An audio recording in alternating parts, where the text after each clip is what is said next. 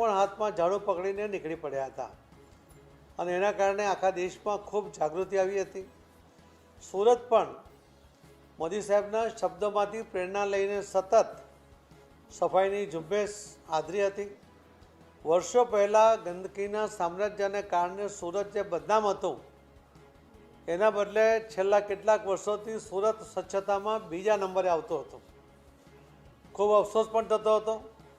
સુરતના શહેરીજનો, સુરતના કોર્પોરેટરશ્રીઓ, પદાધિકારીઓ, સુરતના અધિકારીઓ, કોર્પોરેશનના અને કર્મચારીઓ અને અન્ય જે સુરતીઓ એ પણ ખૂબ પ્રયત્ન કરતા હતા, છતાં પણ દર વખતે બીજો નંબર આવતો હતો. આ વખતે પણ આદરણીય પ્રધાનમંત્રી શ્રી નરેન્દ્ર મોદી સાહેબ જ્યારે ગુજરાતમાં સુરતમાં ડાયમંડ બુશના લોકાર્પણ માટે આવવાના હતા એના પહેલાં એમની એક સૂચના હતી કે એક અઠવાડિયું સુરતમાં સફાઈ થવી જોઈએ અને એક માઇક્રો સફાઈની આખી ઝુંબેશ કોર્પોરેશનના પદાધિકારીઓ, કોર્પોરેશનના અધિકારીઓ, કર્મચારીઓ સાથે 100 સુરતના શહેરીજનોએ ગલી ગલીમાં જે ઝુંબેશ આદરી એનું પરિણામ આજે આપણને મળ્યું છે ને આજે પહેલીવાર સુરત સ્વચ્છતામાં પહેલો નંબર પ્રાપ્ત કર્યું છે. એના માટે સુરતના સૌ શહેરીજનોને ખૂબ ખૂબ અભિનંદન આપું છું.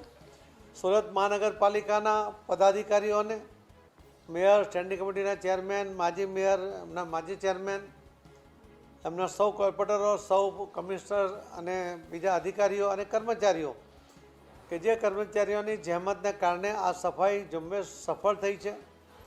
સુરતના શહેરીજનોની મદદ અને એમનામાં આવેલી જાગૃતિને કારણે જે એમણે સપોર્ટ કર્યો છે, આ સપોર્ટને કારણે આજે સુરત આ પહેલા નંબરે આવ્યું છે. આપણા માટે ગર્વની વાત છે, આનંદની વાત છે અને ઐતિહાસિક દિવસ એ આપણા માટે છે. અને ગુજરાતનું આ એકમાત્ર શહેર જે 7 સ્ટાર સાથે પહેલા નંબરે આવ્યું છે.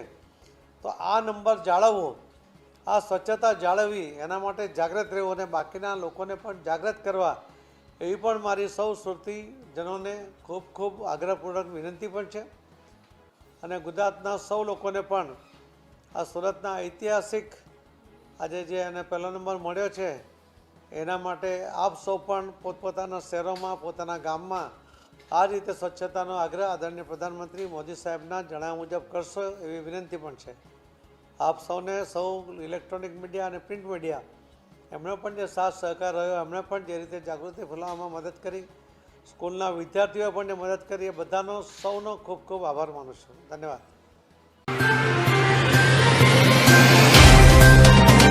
तो व्हाट्सएप, ट्विटर, फेसबुक, इंस्टा जहाँ भी आपका अकाउंट है इसे शेयर बटन के द्वारा वहाँ पर शेयर करें.